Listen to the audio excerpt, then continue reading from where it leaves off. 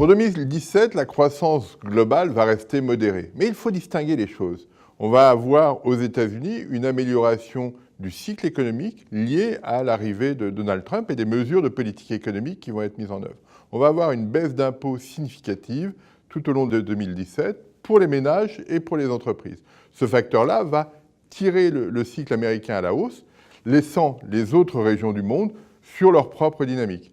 Il n'y aura pas d'effet de contagion dès 2017, il pourra y en avoir en 2018, mais pas tout de suite. Donc on a une configuration cyclique qui va rester modérée sur l'ensemble de l'année. Et pour la zone euro, on va être sur une croissance voisine de 1,5%, comme on l'a observé en 2016. C'est bien, ça n'est peut-être pas suffisant, mais on ne voit pas quelle sera la source d'impulsion pour cette économie européenne pour aller un peu plus vite.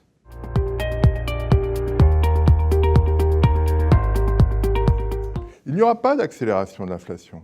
On a effectivement une stabilisation du prix du pétrole qui fait que l'inflation, au lieu d'être négative, est devenue légèrement positive. Elle va converger vers le taux d'inflation sous-jacent qui, en zone euro, est à 0,8%.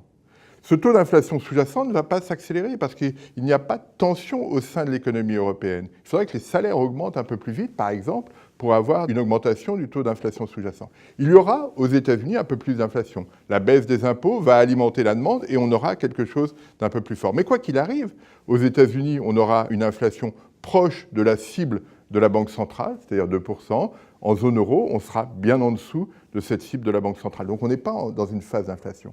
L'accélération à la hausse du prix du pétrole, dont on parle beaucoup après l'accord de Vienne, ne jouera pas aussi fortement. Quand on regarde l'équilibre du marché du pétrole sur les 30 dernières années, on s'aperçoit que la réduction de l'offre n'est un facteur qui ne joue que quand la demande s'accélère. Et pour que la demande s'accélère, il faut que l'activité mondiale s'accélère. On n'est pas encore dans cette phase-là. Donc pour l'instant, on va rester sur des prix modestes, aux alentours de 50 $, avec probablement de la volatilité, mais sans aller sur des niveaux très élevés.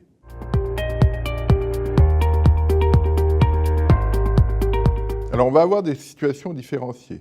La politique monétaire a été très accommodante parce que la croissance était très dépendante de la demande interne privée. Il fallait que les taux d'intérêt soient très bas pour soutenir la demande interne privée, la consommation ou l'investissement. Avec la baisse de la fiscalité aux États-Unis, la demande privée va s'accélérer.